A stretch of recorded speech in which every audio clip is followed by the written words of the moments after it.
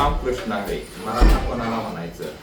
छत्रपती शिवाजी महाराजांच्या काळामध्ये मराठा 18 पगड जातींना एकत्र करून स्वराज्य स्वातंत्र्य मिळवून दिलं. छत्रपती शिवाजी महाराजांनी 18 पगड जातींना एकत्र केलं, त्याला मराठा म्हणायचं. पुढे काळामध्ये मराठा ही जात आली, पण मराठावर संकट आल्यानंतर 18 पगड जाती एकत्र यायला पाहिजे, पण असं दिसत नाही.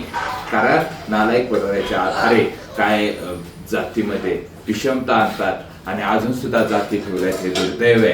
कारण 1947 नंतर जाती नष्ट व्हायला पाहिजे होत्या.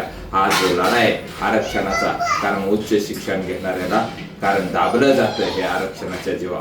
म्हणून कसं आहे, जात नष्ट झाली पाहिजे. मनोज जरांगेला आजपर्यंत 7, कारण मराठा एक मराठा लाख मराठा अनेक पुरावे देऊन सुद्धा कायदा सुद्धा मनोज जरांगेच्या बाजूला नाही, सरकार सुद्धा बाजूला नाही. कारण मराठ्याला आरक्षण देण्याचं कुणाच्याही मनामध्ये इच्छा नाही असं दिसून येते. आणि असा महान कार्य करणाऱ्या मनोज जरांगेला हार्दिक अभिनंदन.